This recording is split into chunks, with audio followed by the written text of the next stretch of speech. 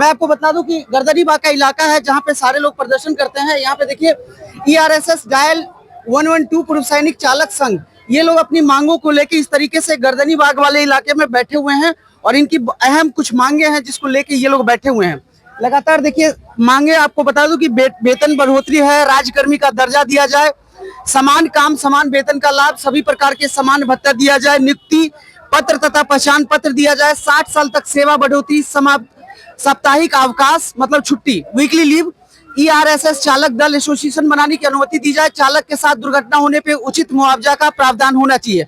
हालांकि ये सारी मांगे जो इनकी है वो बहुत बेसिक सी है, फिर भी 2025 का टाइम है और सरकारें जब इतना काम कर रही है तब ये बेसिक सी मांगों को लेके इतना भीड़ और इतना हुजूम, हाथ में तिरंगा लिए लगातार देखिए कि उधर भी कवरेज लगातार चल रहा है। आप में से कोई बताएगा क्या मांगे हैं? सर हम लोग का जो मांगे है, बताइए।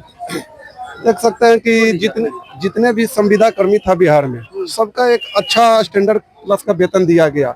हम लोगों से ERSS ड्राइवरों से, जो 112 के ड्राइवर हैं, आप देखे होंगे कि कितना एक्टिव होकर के 112 बिहार में सक्सेस की ओर जा रहा है। तुरंत चला जाता है, तुरंत चला जाता है सर। अब एक बच्चा तक बोलता है कि कुछ भी हो गया, अगर घर में मम्मी थप्पड़ भी मार दिया तो 112 को फोन करता है कि मैं 112 को बुला दूंगा। कितने आपराधिक गतिविधियों में कमी आई है सर। सरकार से हमें सौतेला व्यवहार हमारे प्रति क्यों कर रही है सर? होमगार्ड से भी बदतर हमारी स्थिति हो गई है सर। देखिए होमगार्ड का भी जितने भी धरना दिए हुए थे सबकी मांगों को पूरा कर लिया गया है सर। और हम लोग का कोई खास मांग नहीं है सर, समान वेतन समान काम सर।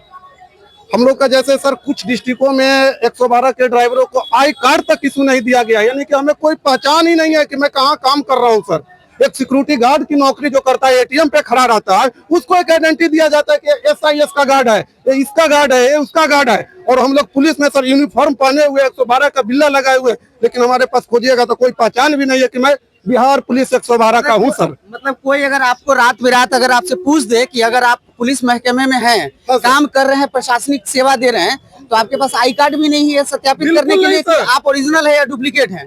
बिल्कुल नहीं है सर। अगर मान लीजिए मैं ही ड्यूटी करके जा रहा हूँ और कोई प्रशासन के लोग ही अगर रोक दे, अगर मैं बोलूँ कि मैं 112 में काम करता हूँ, बोलेगा क्या प्रूफ है, तो मेरे पास कुछ प्रूफ नहीं है सर। मुझे अपना प्रूफ देने के लिए अपना थाना प्रभारी से लेकर के हर कोई को बताना पड़ेगा सर कि मैं यहाँ पे हूँ, चाहे कुछ घटना भी हो गया सर। तो हम लोग क्या लगता है चाचा, क्या लगता है कि इसके पीछे वजह क्या है? आई कार्ड नहीं देना, इस तरह के ये बेसिक से मतलब चीजें हैं, इसको मतलब पूरा नहीं करना सरकार, इसके पीछे कोई साजिश है? एक सर्विसमैन का जो आई कार्ड है उसी के आधार पर चल रहे हैं। ये 112 का जो है सो पुलिस बल की तरफ से हमें कोई आई कार्ड नहीं मिला है। बहाल क्यों किया भाई? एक सर्विसमैन तो पहले थे ना, तभी तो एक्स लगा। अब जब पुलिस में काम कर रहे हैं तो पुलिस वाले को आई कार्ड तो देना चाहिए, लेकिन मिला नहीं। साल भर का ही बना दो भाई। नहीं मिला। नहीं। देख सकते हैं सर, ड्यूटी करते हुए हमारे 15 जवान जो शहीद हुए हैं, सरकार की तरफ से 1 रुपए की आर्थिक सहायता तक नहीं मिली है सर। 1 रुपए की भी नहीं। जो भी हमारे संगठन में भाई लोग जुड़े हुए हैं, 200-400 चंदा करके हमारे अध्यक्ष महोदय चंदन जी के द्वारा उनके घर तक पहुंचाए जाते हैं।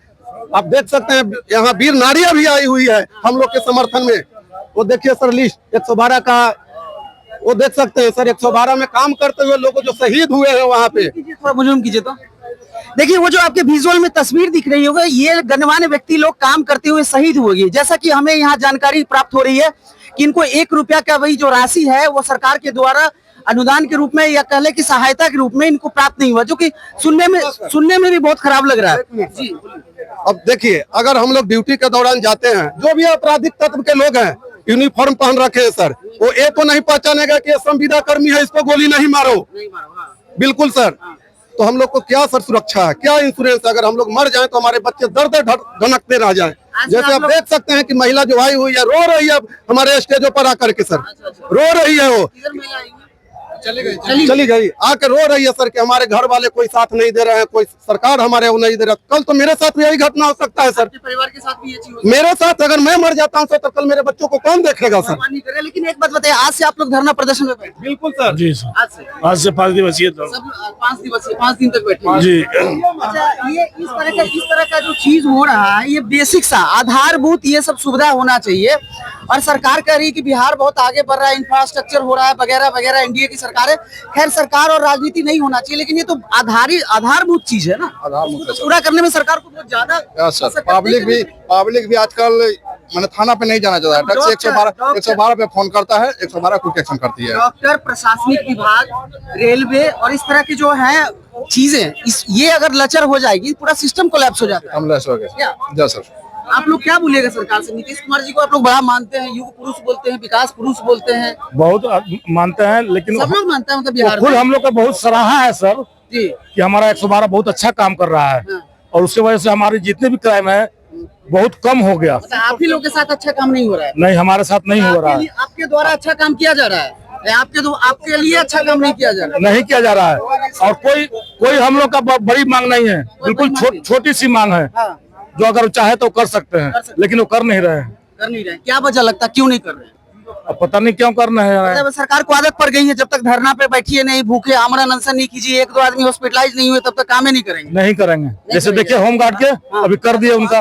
क्या काहे नहीं काम कर रहे हैं? मतलब हमको लग रहा है कि ये आदत पड़ गया सिस्टम में क्या, कि 10 दिन जब तक नाक नहीं रगड़ रही है तो बात नहीं सुना जाएगा। नहीं नहीं, ऐसी बात नहीं है। सरकार सुन रही है सभी की मांगों पे। जैसे जिस तरह से अभी हमें बगल में हमारे धरना प्रदर्शन कर रहे हैं हमारे भाई हैं होमगार्ड वाले, एक मांग पूरा हुआ है जी उनका, जी उनका एक मांग पूरा हुआ है। तो उस तरह से ऐसी बात नहीं है। सरकार से काफी उम्मीदें हैं हमारी, और हमें ऐसा लगता है कि सरकार हमारी भी मांग, जिस तरह से सब लोगों की मांग को वो मान रहे हैं, हमारी भी मांग को वो मानेंगे। जी बिल्कुल, सरकार के प्रति आशा और उम्मीद है। और यदि सरकार हमारी मांग को नहीं मानती है तो जितने भी पूरे बिहार में लगभग 2 लाख के आसपास पूर्व सैनिक हैं और उनके आश्रित, उनके परिवार हैं, वो सब लोग मिलकर हम लोग वोट का बहिष्कार करेंगे। वोट का बहिष्कार कीजिएगा? जी बिल्कुल। कितने लोग हैं? आपकी संख्या क्या है, तादाद क्या है? अभी जो हम लोग सेवा दे रहे हैं डायल 112 में, वो 5000 प्लस है हम लोग। और बाकी पूर्व सैनिक संगठन की मांग है, बहुत पहले से हम लोग मांग करते आ रहे हैं। पूरे भूतपूर्व सैनिक संघ है हमारा एक, और भी कई संगठन छोटे बड़े हैं जो पूर्व सैनिकों के हैं। वो सब लोगों का एक ही मांग है कि अन्य राज्यों की तरफ बिहार में भी 12% आरक्षण सरकारी नौकरियों में पूर्व सैनिकों को दिया जाए। जी, और डायल 112 में चूंकि हम लोग 5000 से ऊपर अभी डायल 112 में सेवा दे रहे हैं, तो डायल 112 की कुछ अपनी मांगे हैं जो विभाग से और सरकार से हैं।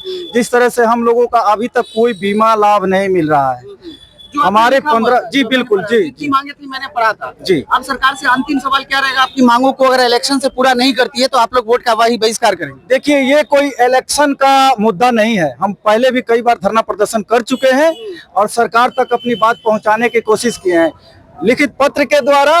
और गांधी मैदान में भी पहले हमने धरना प्रदर्शन किया था, जिसका कोई अभी तक हम लोगों को कोई संतोषजनक उत्तर प्राप्त नहीं हुआ है। तो हमें आशा है कि अब हमारी सरकार, जो ये कैबिनेट की बैठक हो रही है, इसमें हमारा मुद्दा को उठाया जाएगा और सरकार हमारी बात मानेगी। हमें आशावादी हैं सरकार के प्रति। तमाम बातें आपको सुनवाई। एक बार इधर विजुअल आपको दिखा देते हैं कि जैसे भूतपूर्व सैनिक जो हैं, जो डायल 11 में ड्राइवर जो है, जो गाड़ियों को चलाते हैं, ये लोग इस तरीके से यहाँ पे धरना प्रदर्शन कर रहे हैं और बैठे हुए हैं। देखिए इधर भी कुछ लोग बैठे हुए हैं और इन 5 दिनों तक ये यहाँ रहेंगे और ये उम्मीद करते हैं कि इनकी मांगों को सरकार सुनेगी। जिस तरीके से सरकार लगातार बैठक कर रही है, चुनाव का भी माहौल है, ऐसे में ये देखने वाली बात होगी कि इन लोगों की मांग कब तक पूरी होती है और सरकार इस पर कितना ध्यान देती है। फिलहाल इस पूरे वीडियो खबर के माध्यम से आप अपने विचार हमारे साथ साझा कर सकते हैं। बने रहिए।